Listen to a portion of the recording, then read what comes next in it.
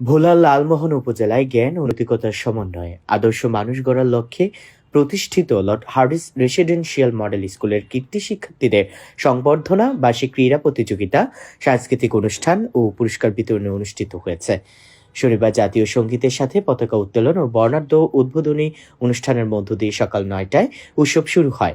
দিনব্যাপী বিদ্যালয়ের মাঠে এই অনুষ্ঠানে দলগত ডিসপ্লে, মশাল প্রজ্বলন ও কুচকাওয়াজের পর বিভিন্ন ক্রীড়া ও সাংস্কৃতিক প্রতিযোগিতা অনুষ্ঠিত হয়।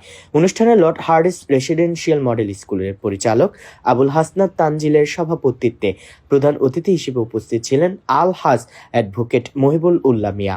বিশেষ অতিথি হিসেবে উপস্থিত ছিলেন লালমোহন উপজেলা আওয়ামী লীগের সহসভাপতি ও ইউপি চেয়ারম্যান আলহাজ আবুল কাশিম মিয়া, লর্ড হার্ডিস ফাজিল ডিগ্রি মাদ্রাসার অধ্যক্ষ মাওলানা ইউসুফ, রমাগঞ্জ ইউনিয়ন আওয়ামী লীগের সাংগঠনিক সম্পাদক আব্দুল খালেক মাস্টার, লর্ড হার্ডিস বাজার ব্যবসায়ী সমিতির সভাপতি নজির আহমেদ, উপজেলা যুবলীগের যুগ্ম আহ্বায়ক প্রভাষক ইকবাল হোসেন জুলহাস।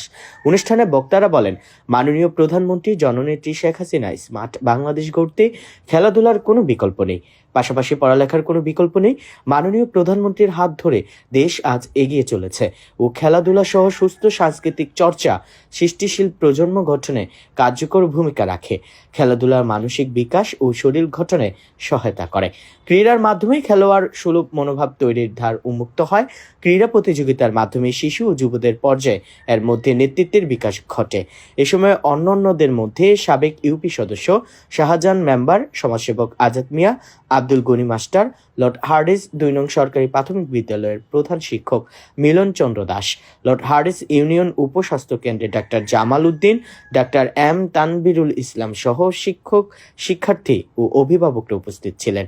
অনুষ্ঠান শেষে ক্রীড়া ও সাংস্কৃতিক অনুষ্ঠানে প্রথম থেকে তৃতীয় স্থান অধিকারীদের পুরস্কার এবং মেধাবী শিক্ষার্থীদের সম্মাননা ক্রেস্ট প্রদান করা হয়।